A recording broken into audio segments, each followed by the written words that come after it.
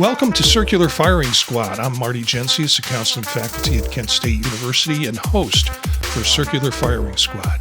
We've got 4 members tonight, 4 questions and 4 answers to each question. Each squad member generates a question that we all have to answer, and they go from just silly stuff to really sincere to sad. You never know what you're going to hear on this show, so enjoy it. Let's see who's with us in this episode. Hi, everybody. Elliott Ingersoll, professor of counseling at Cleveland State University and host of Apply Topically. Hi, I'm Steph Martyr, doctoral candidate at Kent State University and practicing clinical counselor.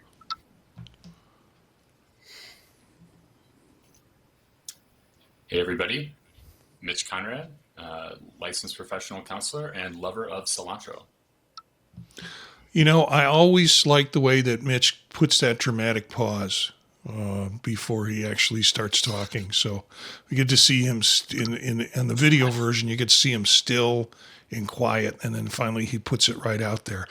Elliott, you have the first question tonight.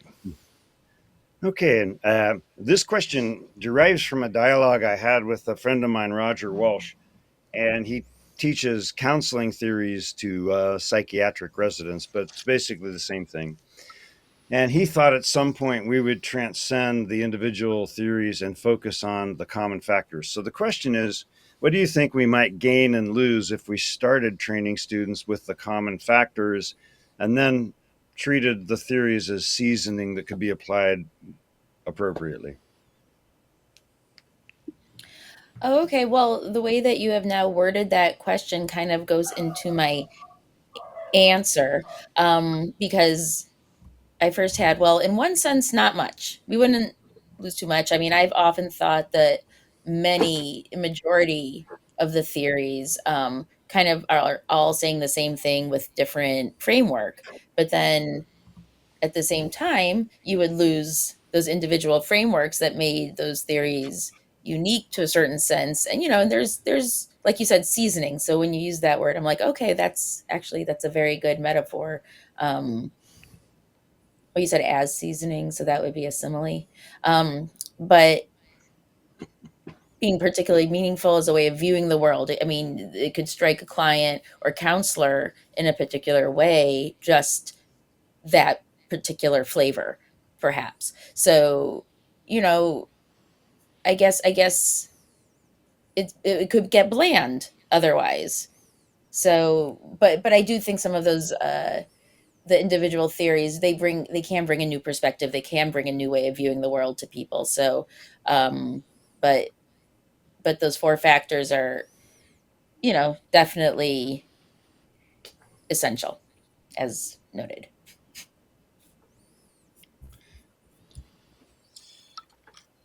Yeah, it makes me think back to, I think, a previous conversation that we had on the pod about corrective or therapeutic emotional experiences. And, one of the things that I did find to be more interesting that made me feel surprised when I first started inside of my program is that the therapeutic relationship, there's a model that talks about it being 30% of it, and that interventions are 15%, and that it sometimes feels like focusing on, if that's believed to be true, then it feels like focusing on the therapeutic relationship, focusing on, really the self and the individual who is doing the counselor, acting in the counselor role, and then also the people who are receiving therapy, focusing on that relationship would get more bang for your buck, or more, the more time invested in that would increase the quality of counseling outcomes. At least that's what I would believe. I do still like individual theories, as I feel like sometimes they can really resonate, and that even if the language or even if the ideas are sort of same or duplicative. There's different ways that I think language resonates with people, and that can be really empowering when someone finds like a particular language style that resonates with them. So I would say that I would lean a little bit away from, or I'd lean a little bit more towards the commonalities. I'm not sure if we'll, completely go to that eventually, but it would make more sense to me that we would focus a little bit more on those things. There's also some other forms of therapy, though, where I wonder how that changes. I'm thinking of like EMDR or psychedelics, some of the more like sensory-based things that could definitely like change my perspective on that. But yeah, interesting question. Really like this. Lots to think about. Yeah, I think it can be done. I think you can teach theories that way. I don't think I'd like to do it. Because, Mitch, you bring up some good points in terms of, there's research that says you need like 30% of this and 20%, and what's that old poem, a boy is 30% spice and all things nice. Going back to the season thought, I don't know what that is. I don't know what some of these entities really are. If the 4 factors are things like relationship, what does that mean? I mean, that's kind of a fuzzy concept. Client strengths, also fuzzy concept. Hope, placebo, and then the 4th being the technique. So I'm kind of lost with that. I think you could focus on that. Now, this is my annual time where in a couple of weeks, in a week, I'll be starting advanced theories. And I think I've mentioned this before on the pod, the way I teach advanced theories, and Steph went through it and she can say either nice things or bad things about it. But the way I went through advanced theories was not to take the 8 old white gentlemen's theories and make people read more about them. I reviewed them because we had to prepare doctoral students for comprehensive exams. And then I used one of Corsini's books, which I can't for the life of me remember the title of. It's not Current Psychotherapies. Yep, that's it. No, it's not Current Psychotherapies. It's not the one that he did over and over. And Steph, you can't see this if you're, Steph it's okay. You can look on it on camera. You can go ahead and look for it. Steph is looking for the book, but I'm just trying to explain. This book covers like 70 different approaches to counseling. And some of them were truly historic and truly nuts. And the way we look at those theories is to say, what are they bringing to the mix? What did the person who developed this approach really think was the purpose and the intent of using this approach in order to be successful with this method? Or so it's got things like 24-hour therapy. It's got field therapy. It's got provocative therapy. It's got those kinds of approaches. Some of it kind of nutty, but still the intent was there. And I think what you miss by just doing the 4 common factors or the 4 factors is you miss these unique ways in which people view, or theorists or people who were practitioners viewed the way in which change occurs. So for me, it doesn't mean someone's going to come out of a counseling program doing provocative therapy, but they will know something about what these approaches are and what the intents were with it. So you have a broader view of ways that you can conceptualize the client or conceptualize the client's problem. So to just knock it down to those 4 things that people research that I still think are rather fuzzy concepts anyways, just seems like it's really limiting the field of vision that clinicians can have. Great answers. Thank you. This is something I think a lot about. Yeah, what I would love to do is I would love to have the second half of our lab in counseling start getting people ready for theoretical ideas. And I would be like, there's one recording you have to do. You've got your micro skills. You've passed the micro skills. Now go make rapport with this person in this room right now. Just go. And then we see how they do it. And you could set it up as a role play, or you could just say, no, this is just some person who likes to meet other people, whatever. But how do you go about approaching a relationship? And then if you understand that, everyone's reading might differ, but some people would probably benefit starting to read CBT, some people Rogers.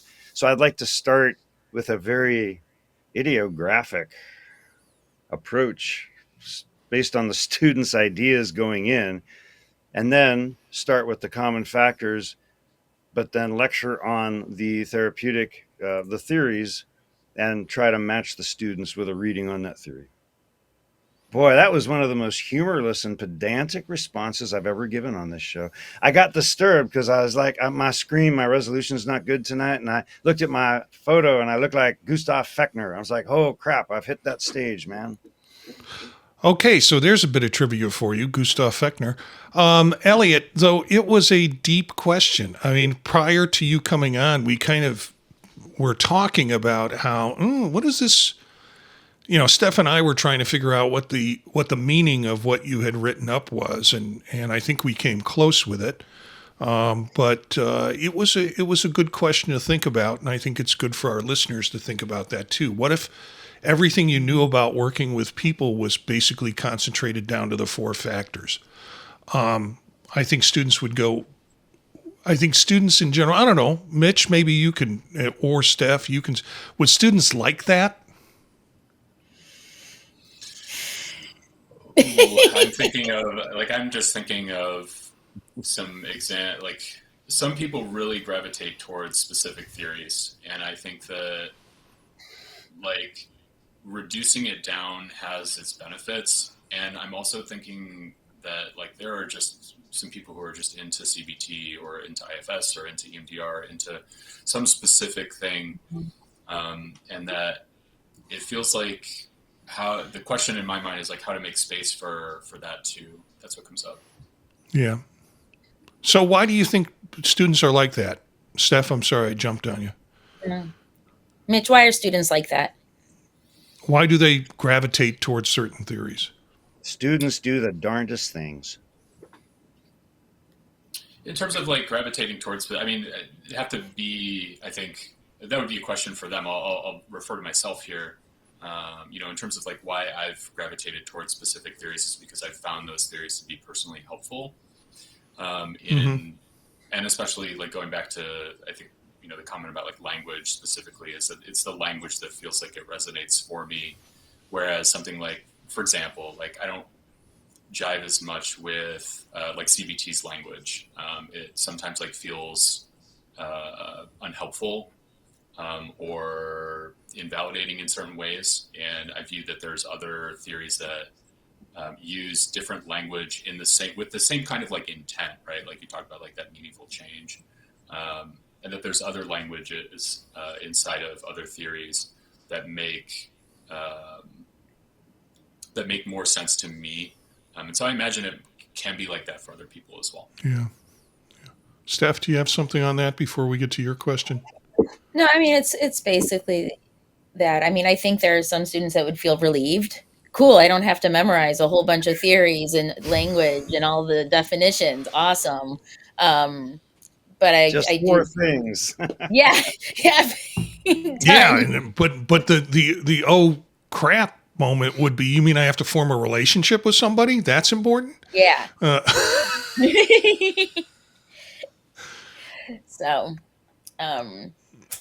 but yeah, I think, but then it would be so uninteresting too. And I think some of that. So anyway, I can ask my question now. Yeah. Okay. Okay. So what don't you care about now that you used to care about very much, or vice versa? I never thought that I would be here, but here I am, which is, I don't want to say globally sports, but I used to be so, I would say, like, I don't want to say like sports obsessed, but it was such an important part of my life growing up.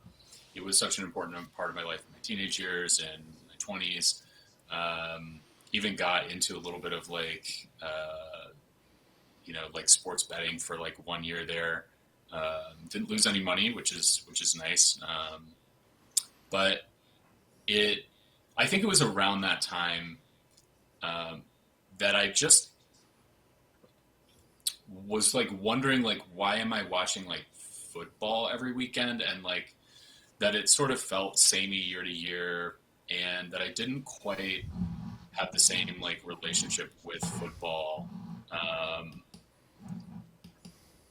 that I used to. Like I used to like when I got out at like of undergrad for about like 10 years, I was just like watching like multiple games a weekend, spending most of my Sundays watching football, and now like I can't pay attention to a game anymore. And it's hard to say like why it feels like this happened to me. Like I think part of it was the sports betting thing, that it became like less about like the enjoyment of the game.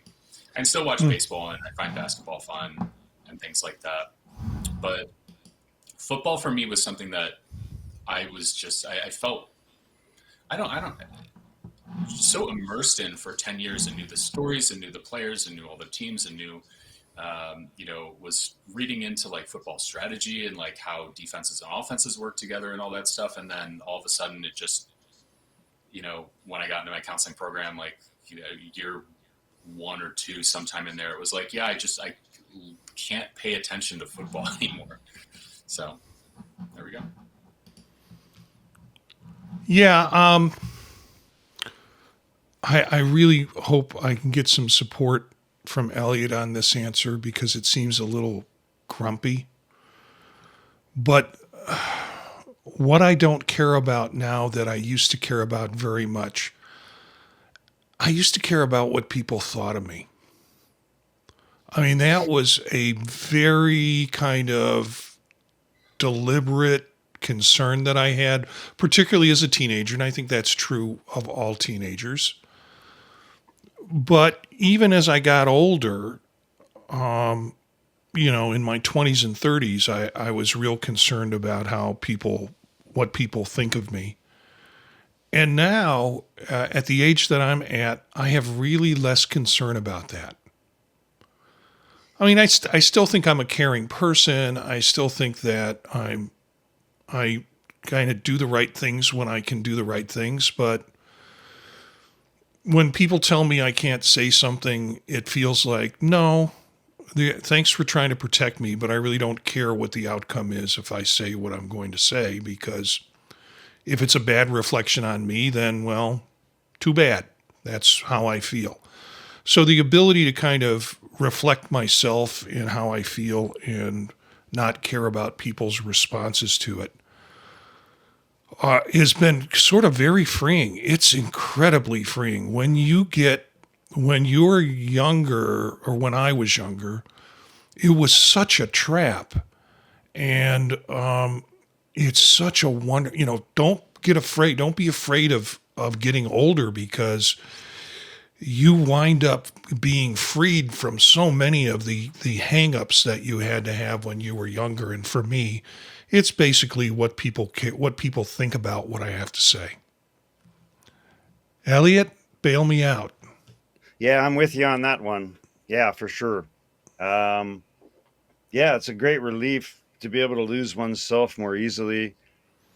And what's important is relational. So the more one holds oneself lightly, I think the easier it is to fly with relationships. To paraphrase G.K. Chesterton, the angels fly because they take themselves lightly. I've noticed some more shallow sorts of things, though, which I'm not proud of, but it's like my partner and I were talking about this. There are recording artists, I won't mention names, but we loved them in their heyday, and we followed them out to the edge to a point, and then we kind of lost interest. And so, like, the things I used to care about artist-wise are very different. I love upcoming, vibrant bands like, I don't know, the Burning Witches, the Ukrainian and Moldovan new metal movement, Ginger, two J's, no G's. And now Tatiana Schmelek, and I forget the name of the band. No, that's Ginger, and the other one is Infected Rain. So it's lovely. These cultural differences are things we can explore. But yeah, so I'm excited about that. But yeah, even in biographies of bands that I've really adored, I get to the last few chapters and I start to get a wee bit depressed. And I'm like, yeah, I kind of done right here. I mean, you all go, no shade, but yeah, it's like probably a reflection on my own intimations of mortality. But who can say, who can speak of such things?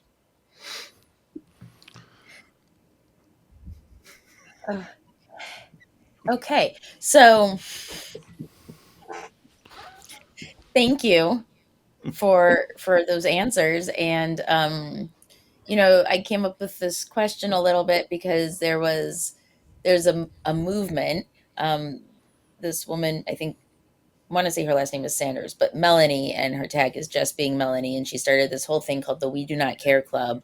Although her mission and purpose was to bring together premenopausal and menopausal and postmenopausal women to put the world on notice of things they don't care about anymore.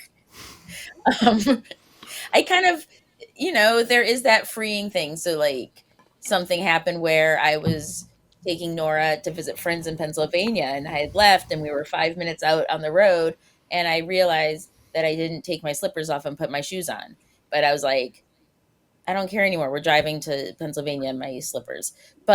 Um, but actually, that kind of goes into my answer a bit, which is, I don't care about getting all dressed up anymore. I don't care about makeup. I don't care. I mean, I guess it'll be nice if I had a reason to, but it just feels like such an effort now. And it used to be fun and exciting, and I'd plan for days, like what's going to go with what, and what jewelry am I going to wear with this awesome outfit I'm so excited to wear. And now it's like, what can I wear just to look presentable when I go out in public? Um, and you know, want to look like I practice good hygiene, and don't wear holy clothes if I can help it, unless it's done in a strategic way that drives up the price of the item. But yeah, I don't care about makeup and getting all dolled up. I'm sure it'll be fun maybe once a year, but even that, I'm just like, ugh, really? Can I just go? Okay. Yeah, first of all, thank you for nodding when I said I'm a kind person. I know you. For those of you who didn't see the video, Stephanie nodded when she said when I said I think I'm a kind person. I'll tell you though, when we're doing live or meetings or live podcasts, I just have to look nice from the top up. So it means, yeah, I got to probably wash my hair. The thing that I hate about having to go to work is I'm so comfortable here at home, even with a nice shirt on and all cleaned up. I get to wear board shorts all day long and go barefoot, and I can't just show up at work that way. So, yeah, I guess I still care about some things, and there's a little bit of my appearance I have to take care of before I go to work. Let's just put it that way. You should join us at Cleveland State, Marty. We go barefoot all the time. And when I'm at the proper weight, I wear my kilts. All right, Mitch, you got the next question. All right. So this question is about finances inside of the field of counseling. So what is your perspective on the financial state of the counseling field? So, for example, pay structures for CTs, LPCs, LPCCs within private practices, community agencies, financial splits, etc., stuff like that. This was a tough question for me because I've been out of that financial market for some time and thinking about it. So in terms of being in a private practice or having a practice or having, even working for agencies, it's been a while since I've done that. I think overall, considering the demands that have been placed on LPCs and CTs and such, that, we are woefully underpaid in a lot of ways. That pay has not met the pace of what the task or the job is. And we've always been on the short end of a good salary. So I looked at the last salary that I received that I could remember from outside of academic from 1990, and I was getting paid $14,000 a year to work at a family service agency. Now, what I did was I put it in that what would you earn now clock, and it turns out to be about 3,500 or 35,000. So, and I just saw Steph's jaw drop. I think that is lower than what I hope what some of our graduates, when they get into jobs, are receiving. But it's never been it has never been a moneymaker for me. And the reason I went into it was for the vocation and not for the money. But remembering some of my earlier salaries, and this was the last one that I remembered. There was another one I remember starting an agency for $11,500, and that's when I was working in addictions, I think, years ago. So that's my limited insight on salary and wage benefits, and I think my colleagues will have much better response to this question. Elliott? No, I don't know if it's better, but yeah. The thing I love about it is the thing I hate about it. What I love about it is that it's pretty nonspecific, and you can consult your brains out. What I hate about it is it's pretty nonspecific. So then when you go to pay taxes at the federal level or whatever, they're usually going to take 40% if they consider it supplemental income. So I was always, just by nature of my brain, the way it used to be anyway, I have two brains now. I have old brain who gives advice, and then I have brain that took over because everything was getting messed up. But they dialogue. But old brain would just say, yeah, these things happen. But I just think entrepreneurial action is the way to go. And I found it very exciting. So, of course, it was reinforcing to me. Fred Skinner would say, well, someone else who wasn't perhaps so motivated in entrepreneurial directions would find it unpleasant. And my answer would clearly not be for them. Yeah, I was one of those non-entrepreneurial folks. And let's face it, Elliott, you've got to pay some time working the jobs before you can put yourself out as a consultant necessarily to take that extra money. If you got straight teeth and enough charisma, you don't need to pay your dues. I agree with you in principle. I agree with you, but that's right. That's right. We have influencers nowadays, and we know some of those folks in our field that have straight teeth and put themselves out there, and a lot of charisma. Stephanie. Yes. Well, just to comment that the reason my jaw dropped is not to the 14,000 that you were making, but that how it would translate to 35,000 now, because that is about, so 35 is a little more than I was making at the agency when I was doing CPST work. I didn't even have a license yet, like 16, 17 years ago. So to have all that time pass and to really not have it change much, I mean, not surprising, but that's like horrific, because 14,000, I'm guessing at that time, I mean, the thing is you could get more for money at a certain time before. Now money, like everything has to go to groceries. I don't know, like my grocery bill is tripled. Anyway, so I don't know. I don't want to, this is a hard question to answer for me because I'm currently working in a private practice, and I just, if anyone ever heard, I agree with everything that's happening in the office and I'm completely happy. Okay. Wink. Oops.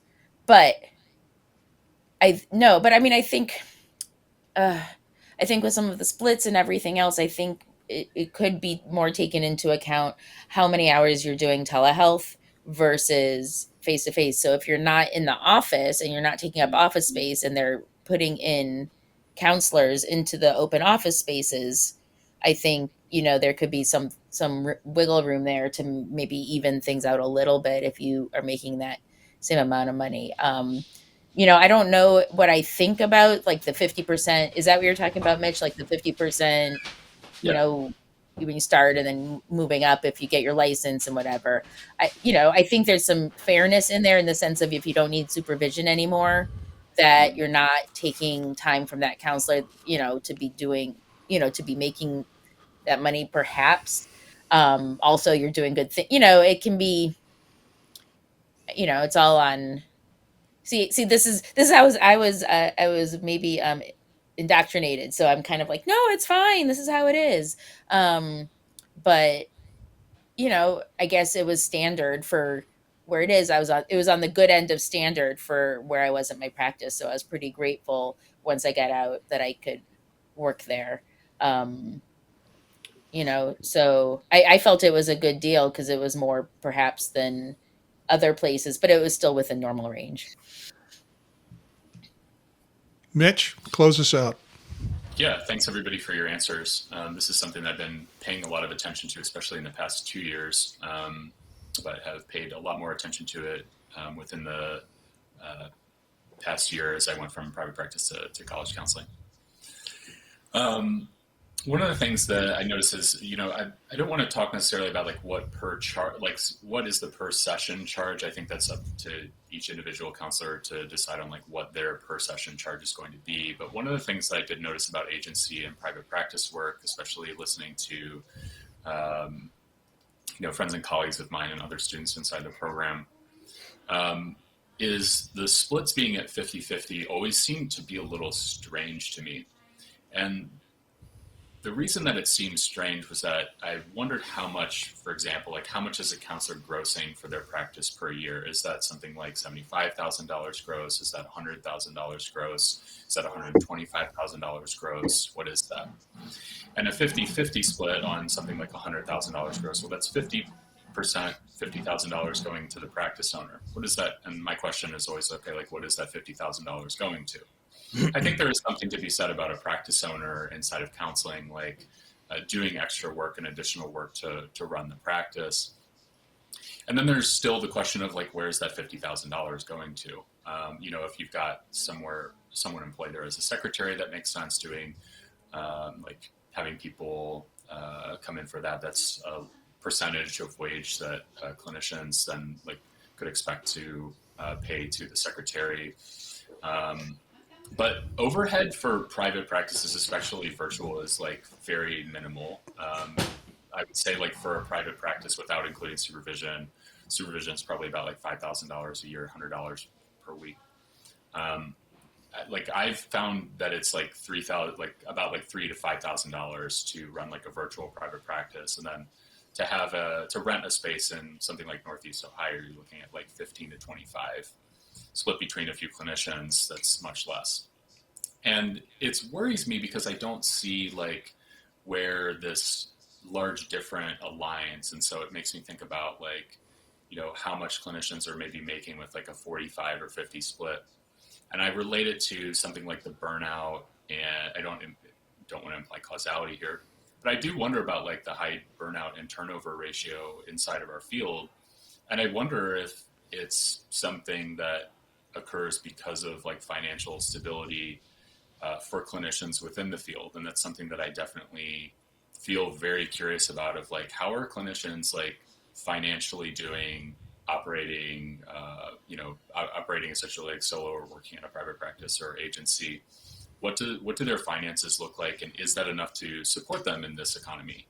And on that split, like, I'm wondering like how much are owners taking that isn't necessarily something that's related to the business and is sort of just like the owner taking it because they're the owner. And I do really wonder about that because I hear a lot of clinicians have good hearts about like wanting to provide affordable services and things like that. And I'm also wondering like how people can, like make something like 40 to 50 on that type of split, maybe have high productivity requirements. It doesn't seem like it's really good for the clinician. And then I can't imagine that ends up being good for the people who they see inside of therapy. So I've got some concerns there, and appreciate everybody else's answers here too. Okay. I have the final question, and this question came, well, not the final. We'll have a final shot question, but this question came to me. I was desperately trying to figure out a question, and I thought back of one of the earliest dissertations that I did was a minister who was curious about how ministers view their perfect death scene. So as they were near death or knew of they were dying, what would be the perfect scene they would put together for themselves? So it's not out of any concern for my safety. You do not need to do a safety check on me. But I was curious to find out what my colleagues here on Circular Firing Squad were. What's your personal idyllic death scene? How would you like to be laid to rest? Well, there's a couple questions there, and I'll certainly go into all of them because there's multiple possibilities is the way I look at it. I have a firm date in mind, 31 October 2056. It'll be so hilarious if I'm right about that, right? And, even then I'm like, yeah, dying in my sleep, that sounds really fine. I think that would be good. But in my sleep, because I've had this long COVID thing, I'm still sleeping 12, 14 hours a day. And my dream life is so rich. I started doing this dream yoga stuff again. And it's like the idea of Tibetan Buddhists is if you can function in the dream world, it's very similar to the body one has upon after death. Interesting ideas. So I'm like, well, hell, I'm doing nothing else. I may as well get more familiar with the dreams and all. So that all is like, I don't know. I have a foot in multiple timelines, and I think we all have multiple timelines. Hey, that's a whole thing we could do a whole podcast on. It's about the relativity of time and the multiple personalities we all identify with within ourselves. Those come from somewhere. That's a whole other thing. But yeah, so there are some bigger questions which are unanswered here, and I've just merely speculated on some of the possibilities. But yeah, I think having a foot in either world and just being able to cross over would be cool. I think going in my sleep would be great. It's like Woody Allen said, I don't mind death. I just don't know if I want to be there when it happens. But there could be all kinds of good, I think, as a lot of cultures say, there's lots of good deaths. So I'm open. In case the creator of the universe has notes on that, I don't think she wants me back anytime soon, so I'm not worried, but I'm open. Okay, Steph. Okay. Yeah, as far as the way to go, absolutely in my sleep sounds lovely. I don't want to go through any of that, but I'm thinking something like I keep imagining, even though it's not really, it doesn't convey the vibe that I want to, but I was thinking something like in Midsummer covered in flowers and everything, but then put onto a canoe into the ocean. It's awesome. You can have it any way you want it, Steph. This is your idyllic. Have only like the people who actually liked me be around, and just saying all the good things about me but not being like super sad.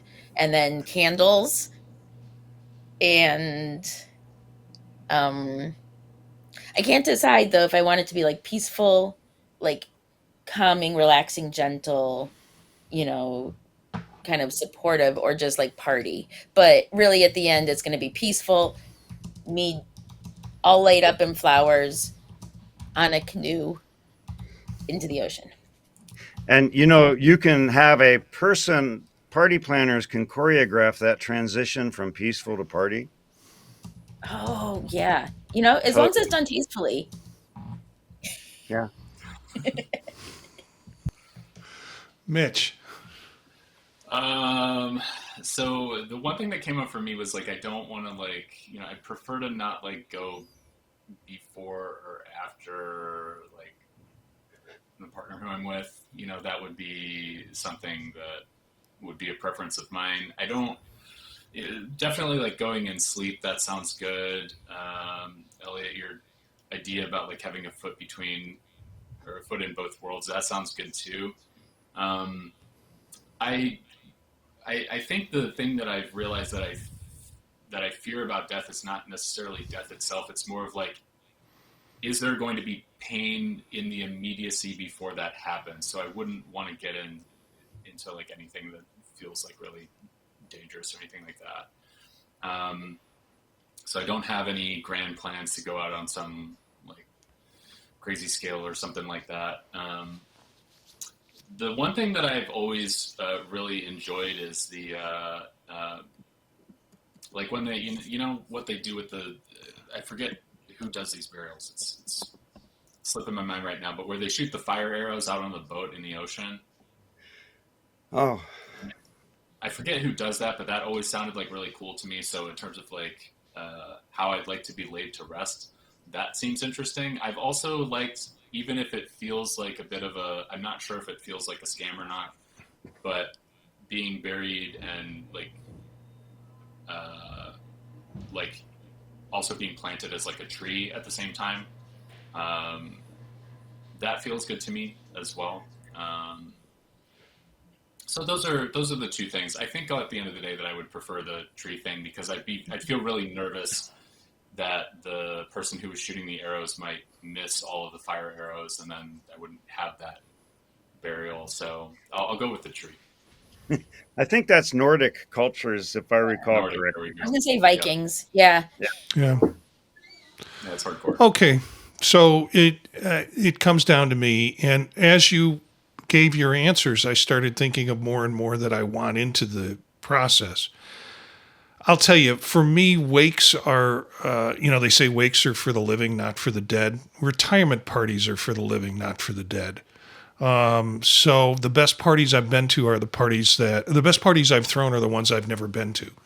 And, I have a history of doing that. So,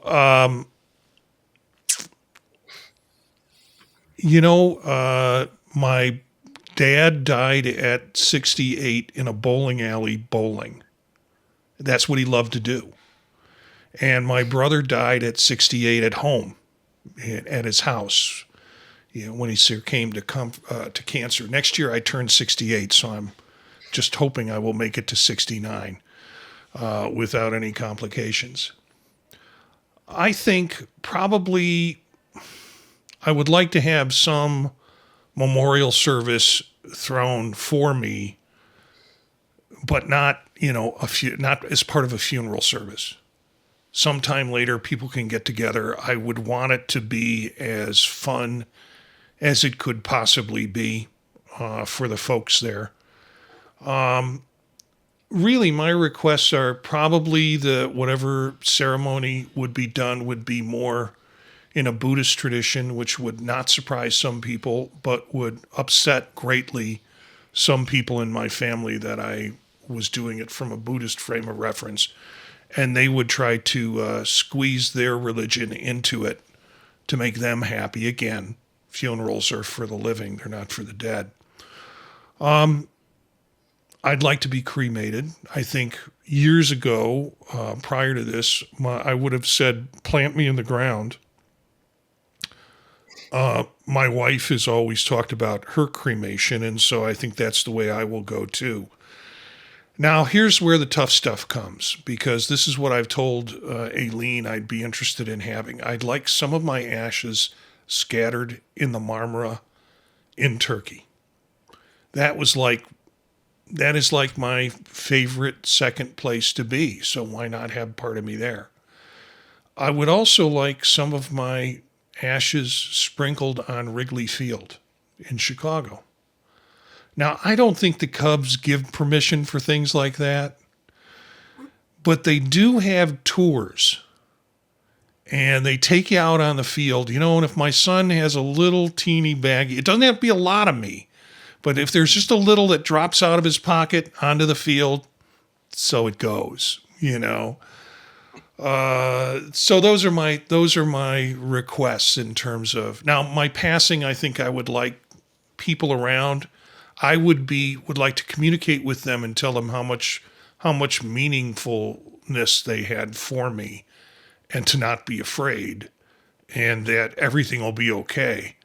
But I know that would be very tough on them too. So I go back and forth with who's there when I do it, or do I just die in my sleep and the news gets spread some other way. So, wow. I'm getting choked up just doing this piece. I will try to come up with something that's a little bit more upbeat next show, because the last two questions I've asked, y'all been kind of struck by. So, anyways, you want to go for the final question? Yeah. Final shot. If you could excel, that means being like a top player or an athlete, top athlete, at any professional sport, what would it be? Elliott? I love to fantasize about professional baseball, but in my heart and soul, archery, including the crossbow. Wow. Steph? Yeah, I wouldn't have guessed. I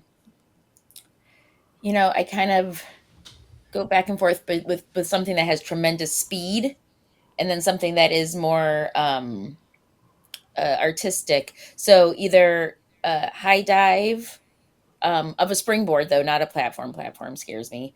Or some good raw downhill skiing. To be fair, don't you think those platforms scare everybody? They terrify me. I feel like it's the Wes Craven part of the Olympics. Okay. Mitch? I'm going to go, I like to fantasize about baseball too, but I really love the energy of basketball. I just, I think as much as I hate to say it, Steph Curry really did convince me on this. It just looks like he's just having the time of his life out there. I'd like to do that. Okay, well, not being a Steph Curry fan, or actually a basketball fan altogether.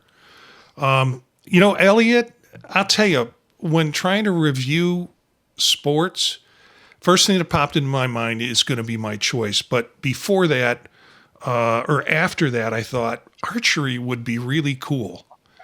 And there was a time in college where I bought a whole, archer's bow, with the gears on it and all that stuff. And there was one archery course at the University of Illinois that was still open and nobody used it. It was an outdoor course. And I used to go over there and just use it and relieve stress. It was just such a great thing. So the exactness of archery kind of appealed to me too as a sport that would be fun to excel at. But I went with baseball. For a couple of reasons. I think not that I could excel at it, but baseball players generally have a longer lifespan than other players. And so you could be revered in your field for a longer time. I would not pitch. I just think that's too much. I would like to be just an excellent hitter and an outfielder. Not sure I'd want to play infield at all, but an outfielder I think I would enjoy doing. And for the Cubs. So those are my only restrictions, that I could excel in that sport for that team at that time. Well, perhaps some of our listeners are thinking about sports that they would like to be the hero in one day, or if they could be a hero in it, they would. That's all great and fun. Let us know. You can always email us at thepodtalknetwork@gmail.com. You can find out more about the show and other shows that we do at thepodtalk.net. That's our website. Thanks to the squad Elliott, Stephanie, Mitch, and myself, I guess I can thank myself for doing such a great show tonight. Interesting questions, and we will try to be around every 2 weeks. And we have some squad members missing tonight, so a little bit of a shorter show than usual. But I hope you enjoyed it. Again, you can email us at thepodtalknetwork@gmail.com. Our theme music is from Menage a Quad, Real Swing Shet. That's it for this episode of Circular Firing Squad. Ready, fire, aim.